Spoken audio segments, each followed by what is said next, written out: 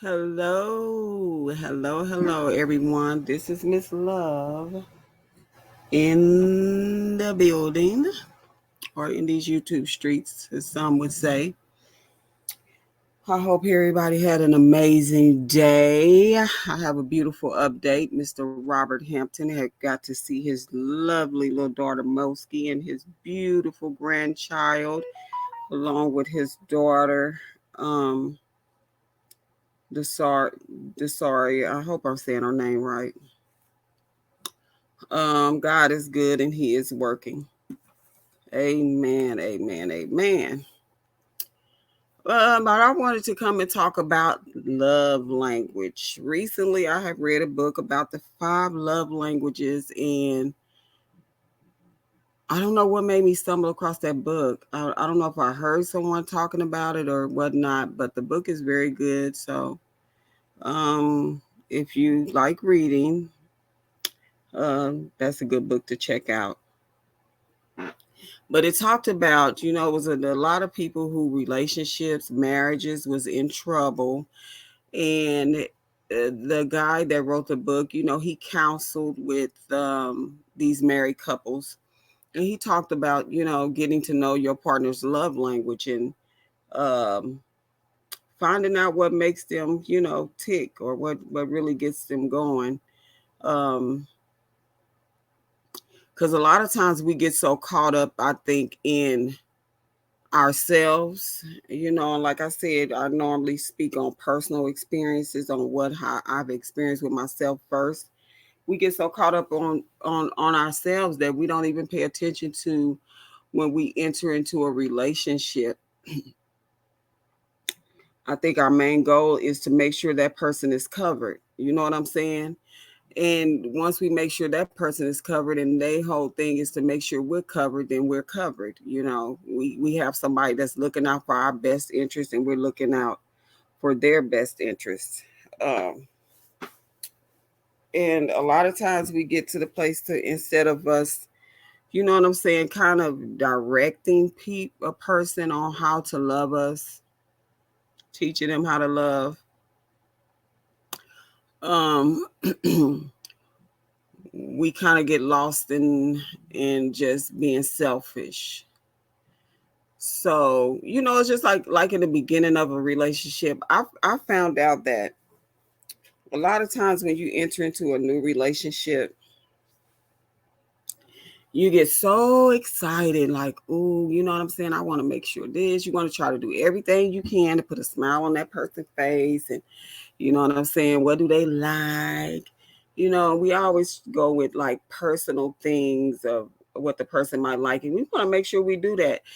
And that's like in the beginning, you have that excitement, but sometimes along the way, we lose it. Then we turn towards me, me, me, me, me. You know what I mean? And so a lot of times when we don't, and then the relationships end up going in separate ways or whatnot. It just didn't work out because they didn't cater to your needs, you didn't cater to their needs, and each person end up just thinking about themselves. And so where do we where, I'm trying to figure this thing out. I'm single, right? And I'm just, asking Lord, kind of, direct my path. And, I've been married a few times and I do want to get married again. So it's like, teach me how to be that wife. You know what I'm saying? And not so much as what he has to offer me, but what can I offer him? And I think it's so important to know your partner's love language. Some people don't like to be touched, and some people do. The 5 love languages are. Let me see if I could pull this up here. Um, yes, words of affirmation. Saying things to encourage, just showing your appreciation to that person and making sure it's sincere. Some people, you might meet somebody that's really, you know what I'm saying? I don't of course we all want to be touched. Of course we all would like to receive gifts and that quality time and have acts of service. Of course all those things are good to have in a relationship, right? But you might meet a partner that words of affirmation is what really get them going, and that, you know what I'm saying, they really love that. So I think it's important to really get to know the person that you're with, or that you're entering into a relationship with, and knowing what they love, knowing what really makes them happy. And it could be just showing your appreciation with words of affirmation. There are some people that just love to be touched. You know what I'm saying? I gotta have that physical touch. And I'm one of those type of people.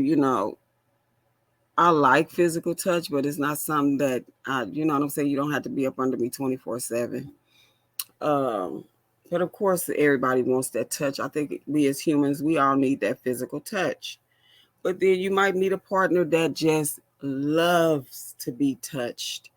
They love the physical touch. They love to feel like they are. That's what makes them feel loved. You know what I'm saying? That intimacy. Uh, they want that to be the number one priority. That intimacy. Then you might have somebody that wants to receive the gifts as their love language, and it doesn't have to be something really big. It could be something personal, as small as writing a note, or just the small things that makes a big difference is what they're saying. The action that needs to be taken, making gestures. Gifts are thoughtful, so that means that I'm giving you something. I'm thinking of you. I go to the grocery store. Ooh, I know my partner loves grapes, or I loves this, or loves that, and I get that. And you come and give them the gift, and that just really makes their day. Like, you really thought of me. How thoughtful of you. So that's probably what gets them going.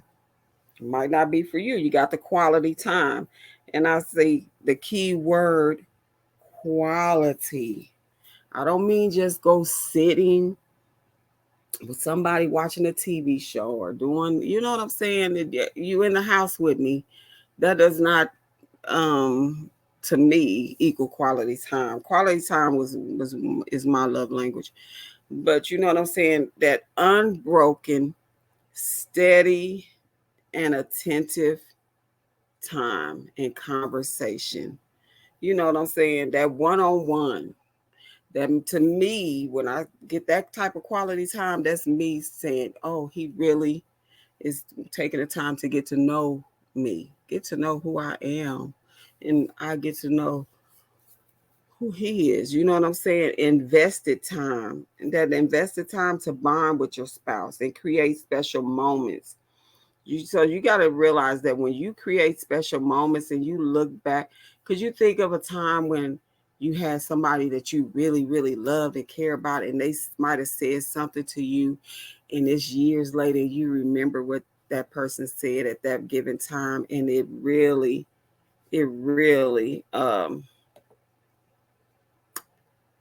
like makes put a smile on your face. Then you might have a moment where that person said something really nasty, and you still go back to that moment to, like, oh my gosh, they said this, they said it. You know what I'm saying? So it's important to be mindful of everything we do when we with our partners, and when we showing them love and taking that time out to really getting to know them and understanding you. So I feel like our life experiences, right? When we go through things in life and we see how things affect us, we have to be mindful that the very thing that can affect you in a good or bad way can also affect the person you're with in a good or bad way. So we want to try to stay away from the things that we know can affect that person in a bad way, and that's going to have a lasting stamp on that person. Um, and then there's acts of service. Now there is a test that you could take that, um to where you can see what your love language is, and it like gives you an option of two. I mean, well, two. One could be your stronger one, and then you got the other one that's, you know what I'm saying, lesser or whatever. But acts of service, like doing things to, housework together, or you know what I'm saying, you servicing that person by bringing them breakfast in bed, or make a special effort to help ease their daily work load. So I just think like today's time in relationships, what I've noticed is a lot of people go in and out of relationships because they feel like a person is not meeting their needs. But I would say, are you meeting their needs as well? Because you need to go into something like, I'm going to give this all I can give. And then do you give that person an opportunity to learn how to love you? Or do you dismiss all of their good qualities because they don't meet one of your needs? You know what I'm saying? So, I mean, it's so simple, but it's so complex. And so we first have to look at ourselves and figure out what it is about you, or you servicing yourself. Because I do believe too, like I was just talking to my friend, she's probably listening to my thing. Hi to you, know who you are. I love you, girl. Talking about we spend so much time giving to others and doing things for other people that we neglect ourselves. You know what I mean? So we got to figure out our own love language, and do that for ourselves. If speaking words of affirmation is your love language, speak to your words of affirmation to yourself. Start loving on yourself in that way. You know what I'm saying? Whatever it is, start with yourself first. Because they said if you don't love yourself, you can't expect other people to love you. So, or to, you know what I mean? I forgot how, don't quote me on it, y'all. Y'all know what I'm saying. But I would encourage you, others, to get to know who you are and love on yourself. And when you enter into a relationship with somebody, say for instance your husband or your wife, if when you wake up in the morning, your thought should be, Lord, how can I make his day easy? Or Lord, how can I make her day easy? When both people are thinking about each other, then they're covered. So you don't have to be selfish and only think about yourself, because you already know your spouse got you covered and they're going to do what it takes to make your day easy. And I feel like when you're in a relationship like that, of course you're still going to have your ups and downs, you're going to have your problems, you're going to go through, every relationship does. But when both of you are selfless and you thinking about one another, you are covered. That eases your stress. I mean, just getting to know your partner and knowing like, okay, when he's this way or she's this way, I know that they need their space. I mean, just being available to be whatever you need to be for that person at that time. You know, they need their space, or they just need me to listen, or they need me to rub their head, or you know what I'm saying, give them a hug, and or they need my words of advice, or they just need us to take a long walk, or you know what I'm saying. That's all about getting to know that person, and then giving them an opportunity. We was just talking on Sisters of Sagacity. Shout out to my girls over there. We touched on, we did a live on, the love languages. You can go over there and check out our live, and we're going to continue to talk about it, because we're also going to put on a community board over there the quiz on um the love languages, and take the quiz, and then we're going to do a live about it, and have people in the chat to engage and talk about their love languages, and getting to know their partner and what they could do to improve their relationship, because I'm so tired of seeing failed marriages and failed relationships, because and a lot of times it's because we fail to love on that person. We fail to love on that person. What's the whole purpose of being in a relationship? Is to have somebody that's going to be there and to love on you, right? and that's theirs too. So when we go into a relationship only thinking of ourselves and not the other person, so their duty is you want that person to love on you, but you got to also fulfill your duties is to love on that person. So, you know what I'm saying? The pendulum swings both ways. And we have to think about that, you guys. We have to think about that. If we want a successful marriage or a successful relationship, and that goes with friendships or anything, we have to go into it thinking, how can I be of some type of service to this person? You know what I'm saying? Actively communicate, knowing what makes them tick, knowing what gets floats their boat. You know what I mean? That's so important. That is so important. But it has to be now. If you get somebody that's like, listen, it's all about me, and I ain't trying to know your love language. I ain't, you got to nip that in the bud early on and say, listen, ain't no sense of you wasting my time, and ain't no sense of me wasting your time. We just not meant to be. And it's okay. Don't mean that person is a bad person. Don't mean you a bad person. It just mean y'all wasn't meant to be.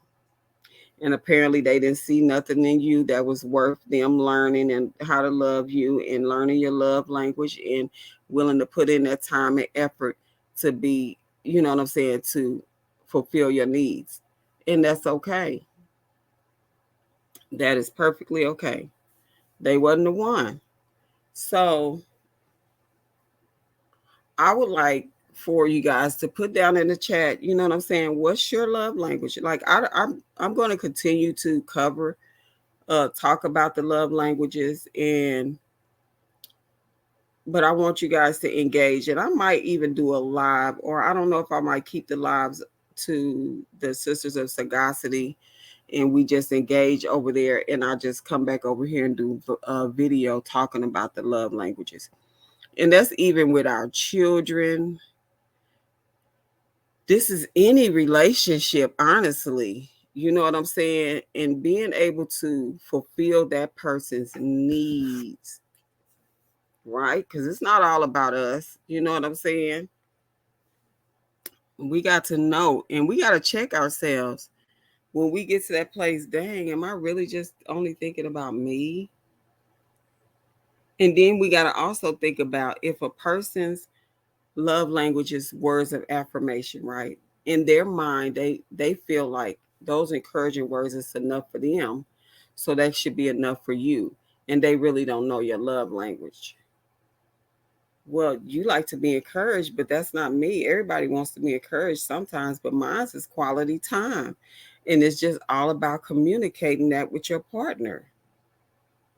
So they could be doing something and thinking they doing the right thing, and then in your mind you're not doing the right thing, and so we allow these emotions to build up and feel like they not doing what I need, and instead of you taking the time out and communicating that with your partner, we allow that stuff to get build up on the inside, and then we blow up. And then I think that's the point of where the separation comes in at, because you can kind of see it in the beginning. They not really, but you overlook it because you still in the excitement of this new relationship, instead of taking the time out and having that discussion.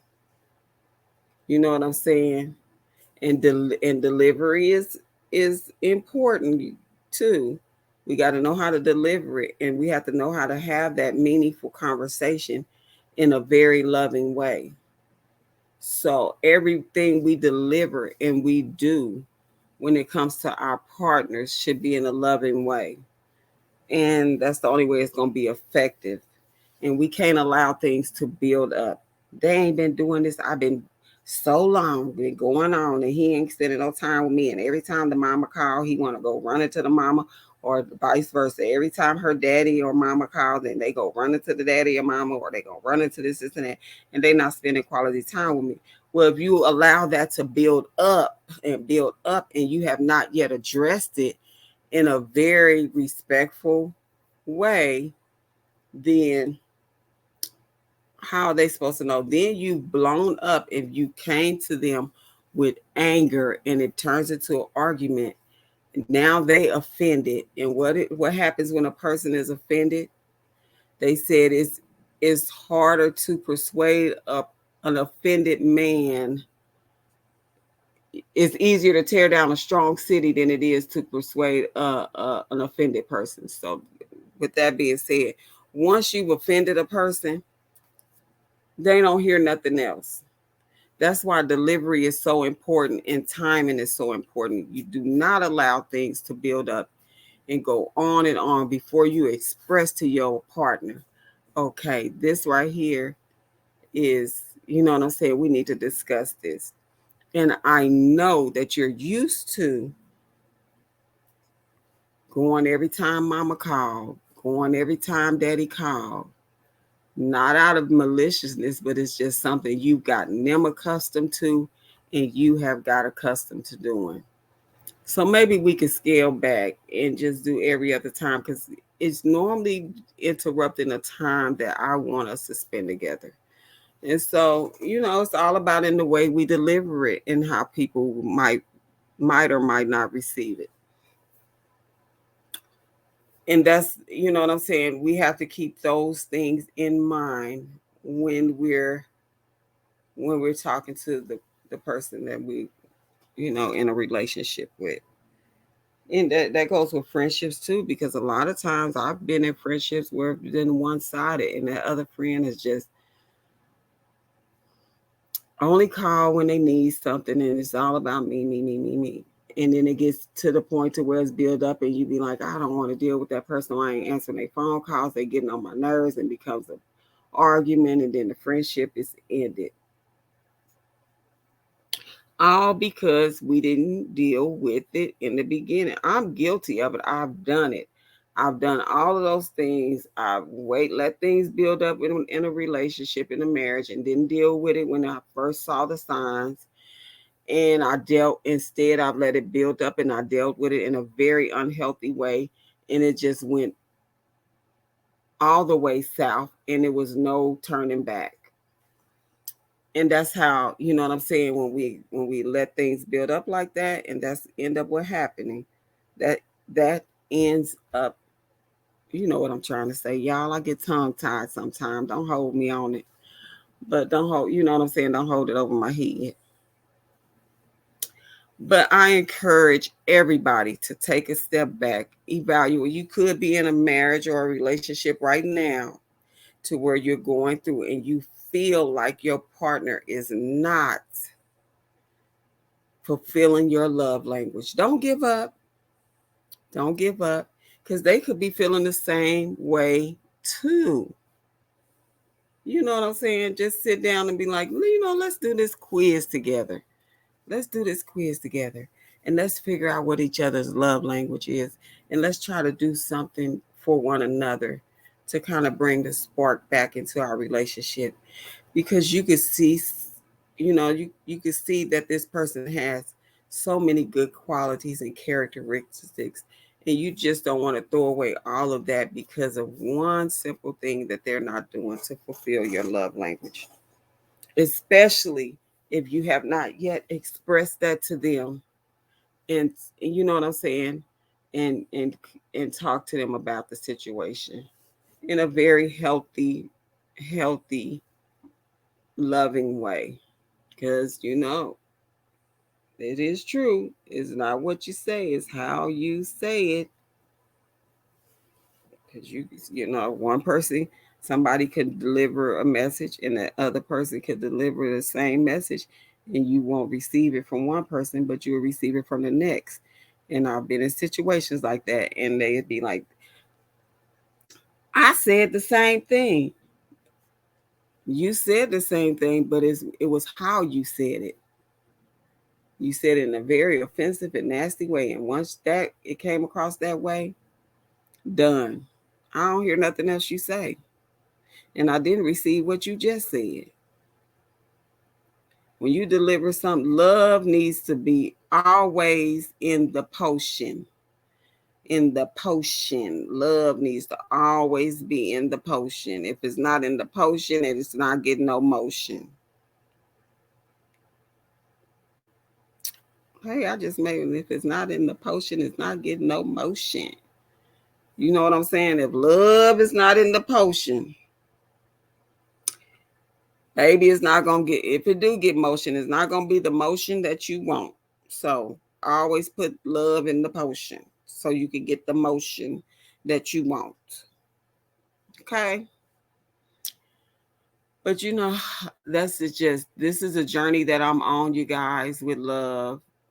I do want to be married again. I have been single for a while, and I'm really tired of being single. But when I enter into another relationship, I want my relationship to last a lifetime. And that's why I have to start on myself and say, I need to learn how to love, first of all, the woman in the mirror. And second of all, know my position when I enter into a relationship. Know how to effectively communicate and be an active listener. These are the things I need to know. These are the things, and I need to be able to express effectively. I don't care if you see a partner. Listen, if somebody do something in a relationship that you don't like, that one time you just let it blow over. I, me personally, as I've learned the years, I'm 52 years old, and I've learned that over the course of my lifetime, dealing with love, if it's done that first time, baby, it's gonna happen again and again and again. It's best to deal with it that first time. That first time while the waters is calm. Because if you allow it to build up and then a storm come and it be a tornado and a tsunami and a hurricane all mixed up in one, and all that's gonna do is destroy. You don't want that. Don't let that volcano get built up and erupt. Deal with it the first time. Don't let the second time.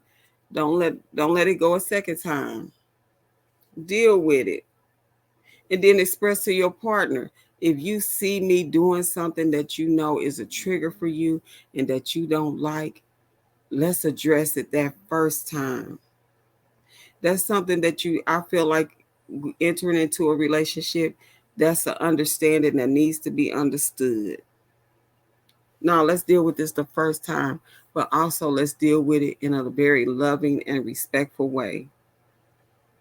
It's something, and also when you deal with stuff, I think you need to deal with it with the spirit of wanting correction and not humiliation. Because sometimes we'll the humiliation usually comes when you've allowed something to build up and then you explode. And when you explode, just think about it.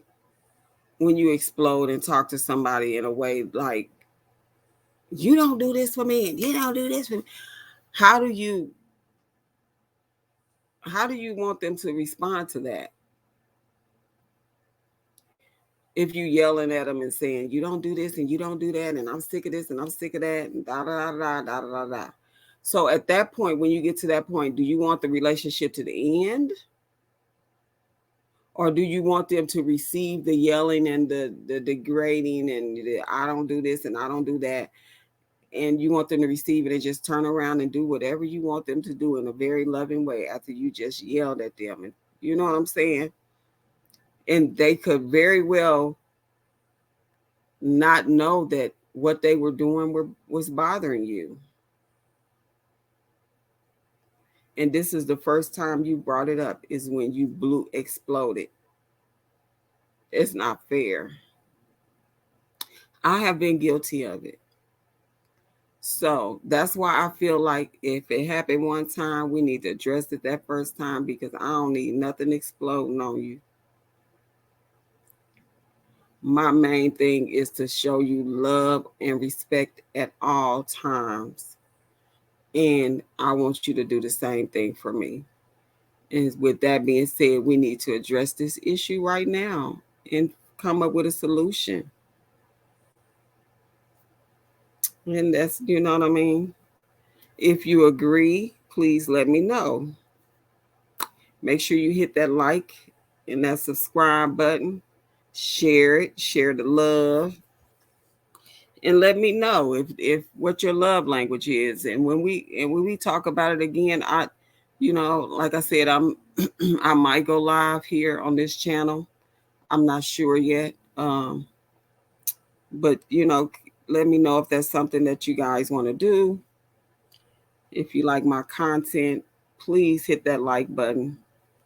And let's talk about love. Let's talk about the importance of loving on ourselves, getting to know who we are, getting to know what makes us happy, what brings joy into our lives. And are we willing to take the time out and do some self inventory do inventory on ourselves and know what it is that we need to work on within ourselves, because that's so important. That's important to a long lasting relationship. Respect, active listening, and that active listening is goes with the effective communication. Speaking words of affirmation, a loving physical touch, receiving gifts, small things, just the thought of the person knowing that you're thinking about them. Spending that quality time, and I do mean quality time, that means unbroken, uninterrupted, steady focusing on your partner, creating memories, acts of service, servicing your partner, doing things with them together. They might like to do DIYs and you don't like to do DIYs, but because you love them and you want to be of service to them, can I help you with the DIY? They might not even want you to help them, but just the simple fact that you offered to help them with the DIY. I don't like going fishing unless it's on my RV, virtual reality. Now I'll fish all day on there, but if I have a partner that loves fishing, I need to be willing to spend that quality time and spray a little off on me and have a candle to keep the doggone mosquitoes and stuff away and get out there and go fishing with them. Now they might have to put the worm on the hook, or I might use a little fake worm, or they might have to take the fish off of the hook for me. But I need to be willing to do that for the person I'm with. Just think about that. I don't like watching sports. Well, you might, you know what I'm saying? Because your partner loves sports. I don't like going to stage plays. Well, because your partner loves going to stage plays. We got to be willing to do those things. You know what I'm saying? It's called compromising. And it's called loving that person. I want to be a part of something that you love to do. I want to know what it is. What is it about fishing that you love? So maybe if I go fishing with you, I'll figure it out. I might not ever figure it out, but I'm willing to do it because I love you. And I want to know what makes you happy. And I want to be a participant in what makes you happy.